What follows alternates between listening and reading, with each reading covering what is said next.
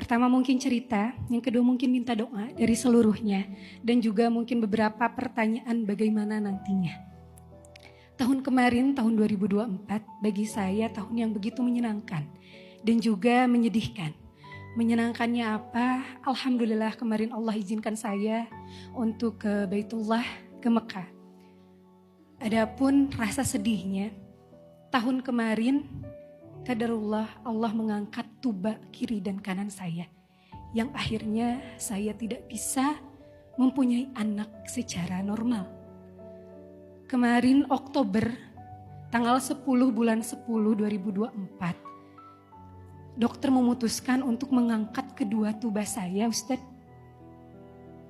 Itu pukulan terberat saya dan juga suami.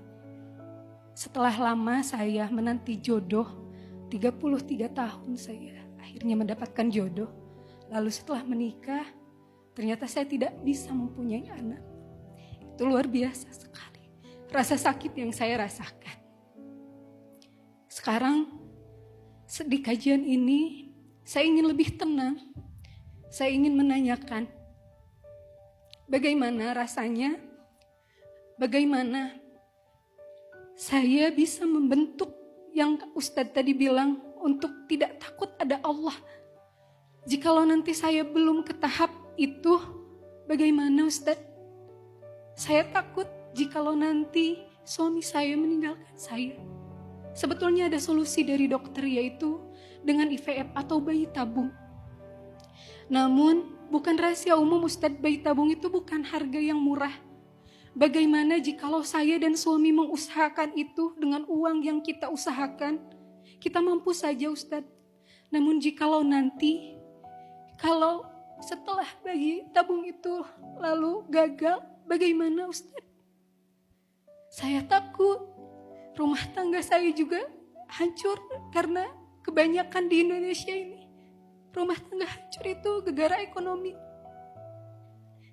Itu Ustadz yang mau saya tanyakan. Bagaimana? Saya ingin sekali perjalanan rumah tangga ini sakinah. Saya dan juga suami selalu diberikan keberkahan, terutama anak Ustadz. Saya yakin orang bilang katanya punya anak, tapi saya takut. Saya takut Ustadz, karena di Indonesia ini ternyata omongan orang itu selalu kena ke hati. Manusiawi Ustadz, dengar tetangga bilang seperti ini, teman-teman yang punya anak iri Ustadz. Jujur iri sekali, saya juga pengen menimang buah hati. Saya mau tahu rasanya, yang katanya anak itu adalah bau surga. Saya pengen sekali Ustadz menimang anak. Itu mungkin Ustadz yang mau saya tanyakan. Mohon maaf, saya minta ada suami saya.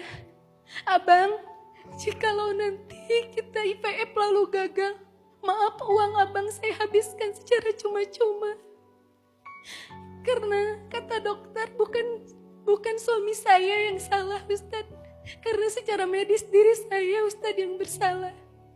Itu Ustadz. Terima kasih. Assalamualaikum warahmatullahi wabarakatuh.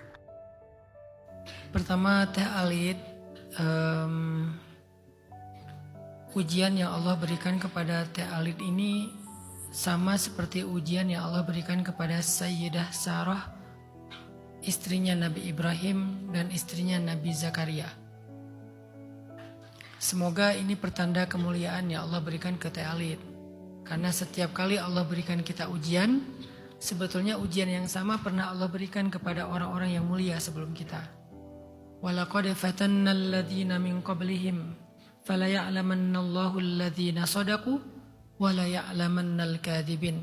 Kami telah menguji orang-orang sebelum mereka sehingga Allah tahu siapa yang benar-benar sabar, siapa yang tidak sabar.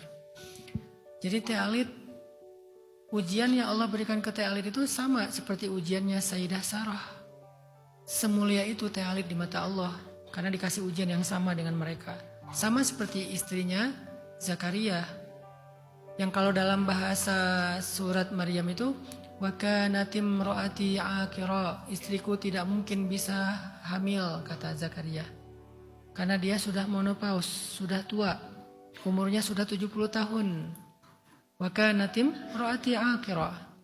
istriku nggak mungkin lagi bisa hamil. Tapi kalimat berikutnya, fahabli min ladunka waliya, beri aku keturunan ya Allah. Tetap berharap, walaupun secara logika istrinya nggak bisa hamil. Kita hanya bisa belajar kan. Saya nggak bisa memberikan nasihat lebih menyenangkan bagi Teh Alit dan suami, kecuali menukilkan ayat-ayat Allah yang udah pasti benar. Bahwa di dalam pembukaan surat Maryam, Allah mengisahkan bukan kisah Maryam, tapi kisah Zakaria dulu. Kisah Maryam justru ada di alinea atau paragraf kedua, wadhkur fil kitabi Maryam. Tapi yang ayat pertamanya Zakaria, kaf ha ya ain sad, zikru rahmati rabbika abdahu Zakaria. Ayat keduanya langsung tentang Zakaria. Dan kisah Zakaria yang unik itu, yang mirip dengan cerita Teh Alit adalah Zakaria sendiri bilang, wa kanat imraati aqira. Sedangkan istriku sudah akir, sudah menopause, nggak mungkin punya anak. Begitu nanti Allah bilang kamu akan punya anak, masih nanya lagi, bagaimana saya akan punya anak? Sedangkan istri saya sudah menopause 2 kali. Dia yakin banget memang istrinya udah menopause secara ilmiah, secara biologis, secara logika, nggak mungkin punya anak. Tapi tetap berharap, fahabli min ladunka waliya. Lucunya Nabi Zakaria yang masih berharap sama Allah, begitu dikasih bingung gitu, kaget gitu. Ya Allah, kok bisa saya punya anak? Padahal dia yang tadi minta. Kan ini antara logika dengan realitanya tuh kayak tabrakan ya. Logikanya nggak mungkin punya anak. Iman meminta beliau untuk tetap berharap. Itu iman yang ngomong, bukan logikanya. Logikanya, kalau bahasa logika, wa kanat imraati aqira, istri saya sudah mandul, sudah menopause. Kalau bahasa imannya, fahabli min ladunka waliya, beri saya anak. Begitu Allah mengatakan, ya Zakaria inna nubasyiruka bighulam, Nabi Zakaria tanya, bagaimana saya akan punya anak? Wa kanat imraati aqira. Ini balik lagi ke logika, realitas, bingung Nabi Zakaria. Disinilah kita belajar tentang tidak ada yang mustahil bagi Allah. Teh Alit saya kenal satu orang yang cukup populer juga di Bandung sebetulnya, cuman saya nggak usah sebut namanya. Cukup populer. Saya kenal dekat dengan keluarga mereka. Mereka ini udah menikah kurang lebih sekitar, sebelum punya anak itu sekitar 20 tahun. Udah sekitar 20 tahun menikah. Memang masalahnya di istrinya juga, nggak bisa hamil. Sampai kemudian mereka coba bayi tabung di Boromeus. Sempat belum berhasil beberapa kali karena emang nggak sekali ya. Jadi yang kalau nggak salah yang ketiga berhasil, sekali punya anak langsung 2 kembar dan cowok, dua-duanya keren. Saya kenal anaknya, sering main juga sama anak saya, masya Allah normal, keren, dan namanya pun nama-nama Nabi yang dipakai kedua anak ini. Dua-duanya nama Nabi, itu keren banget sih ceritanya. Saya jadi saksi karena itu teman dekat saya, geng saya banget lah keluarganya, suaminya, istrinya itu geng saya banget. Di situ saya belajar bahwa mungkin insya Allah berbaik sangka sama Allah. Bukankah Allah berfirman, aku tergantung prasangka hambaku kepadaku. Dan semoga ujian ini menjadikan suami Mbak Alit itu mudah rezekinya. Sehingga Allah buka pintu-pintu rezeki.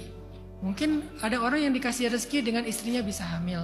Ada orang yang dikasih rezeki dengan diberikan harta supaya bisa melakukan proses punya anak dengan cara yang berbeda, yang istimewa gitu. Semua orang punya ceritanya sendiri-sendiri. Tapi saya percaya nggak ada yang mustahil. Jadi banyak hal yang kita kayak mulai ragu, mulai khawatir.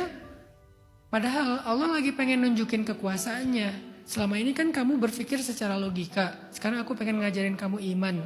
Ketika logika nggak bisa dipakai, ketika cara-cara manusia pada umumnya nggak bisa dipakai, kamu masih percaya nggak sama aku? Semoga itu yang terjadi sama Teh Alit dan suami. Bahwa Allah bukan mau menghalangi Teh Alit dari punya keturunan, tapi Allah lagi mengajari Teh Alit sebuah pelajaran iman yang sangat berharga dengan cara yang istimewa. Semoga nanti diberikan keturunan sesoleh Nabi Yahya alaihissalam, sesolehah Sayyidah Maryam radhiyallahu anha.